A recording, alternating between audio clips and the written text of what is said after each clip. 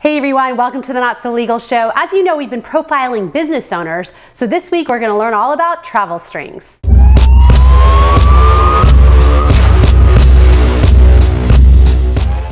Hey everyone, welcome to the Not So Legal Show. I'm about to show you something a little bit embarrassing. It's an area called my scrapbooking area. Now my sister will tell you I love glitter, and I love stamps, and I love markers, and I like making signs, and I love taking pictures. However, as most of you know who do scrapbooking, it takes a lot of time. You gotta get out the book, you gotta do the paper, you gotta glue the photos. So sometimes my scrapbooking area ends up looking like this. Now, on the Not So Legal Show, we love to talk to business owners, and today it's really exciting. We're going to be talking to Melanie Jin, who created Travelstrings. She's giving a whole new meaning to scrapbooking. My name is Melanie Jin, and I started Travelstrings. Tell me how you started Travelstrings and what the inspiration is behind it. I started Travelstrings about a year ago. I was studying abroad in London. It was my first time being abroad, and everything was new to me. I could walk to the British Museum or to the Thames River, and I documented everything in both photographs and text. And those types of content I wanted to share online with friends and family. So I did. I started a blog, and I also posted photos to Facebook and to Instagram. But with that, there was problems with both.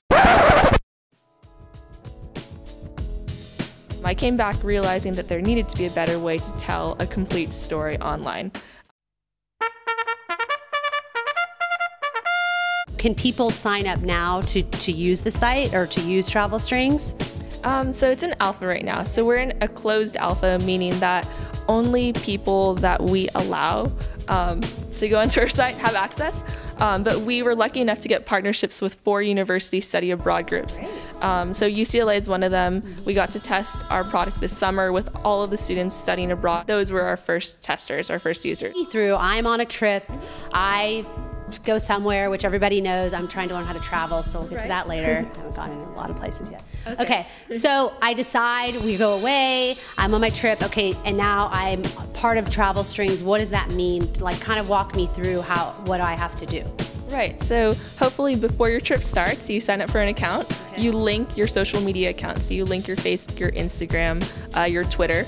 And then while you're on your trip, you can kind of do the things you normally do. So you can post photos to Facebook or to Instagram, you can tweet. And then when you get back, all of that content will be available for you to put into a digital storybook that you can create on Travelstrings. So the focus is to be able, rather than when I come back, I get out my scrapbook and I take my pictures and I have to write everything, but really that means me just leaving my pictures sort of in a box somewhere and saying that I need to scrapbook. But after I would get back from my trip, I would sort of have that journey all in one spot. Created. Right. Who owns the photos though? I mean, from a legal perspective, I want to make sure that you can't take my photos and just go do whatever you want with them. Right, so you own the content that you post on our site, but we have access to it as long as you're a member of our site. And then do you have to pay for it? Is it free? Completely free. Completely free. Yeah. So you could go on a million trips, do a million storybooks, and you're set. And what steps have you taken so far? Do you have a lawyer representing you? What kind of legal work have you done just in getting the company up and running? We incorporated in March. We have a legal firm representing us. And since then, we've done a variety of different types of legal things, the restricted stock purchase agreements. So have you come up with any specific legal issues of things that you've had to really kind of talk to your lawyer about and kind of take a step back to talk through some things? So Startup UCLA had a document that the university wanted us to sign, and we didn't want to sign it because there was some stuff about patents and us signing over patents or a material conceived and reduced to practice while we were at UCLA. And I was like, you know what, if I conceive and reduce something to practice at UCLA, we want to keep that technology. So we ended up not signing the patent agreements on the advice of our lawyers and my own personal gut feeling. Right. Do you have any sort of set timelines or goals that you're tracking sort of for the success of the company to see, okay, we need to be at X amount of subscribers at this point? I mean, how are you sort of tracking that? Right now, since we haven't launched the product yet, we're not exactly sure what the reception will be like.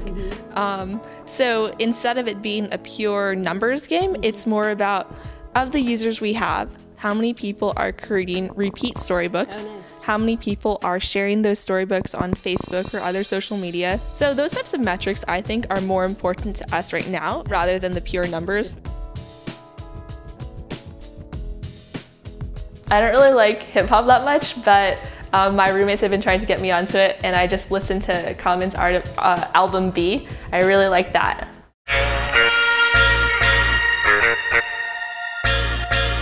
Now it's time for the best hip hop lyric, and I've got to let you know about a song that was on in my car when my husband got into my car, and this is what he heard. Make it nasty, make it nasty. Drop it on the bitch, make it nasty. Now, in case you're wondering, it's Tyga again. I know I always talk about him, but that song, I'm telling you, it's a good one. Now, he thought maybe I should, listen to some lighter fare like David Gray. But why do that when you're in your car and you're in traffic? Make It Nasty is much better, so go download it today. That's it for now. Always remember to honor your power and stay tuned for the next video posting. Make it nasty, make it nasty. So good. I'm telling you, if you go to Vegas, not that I go to Vegas a lot, but if I was in Vegas and that song came on, I would be on the dance floor.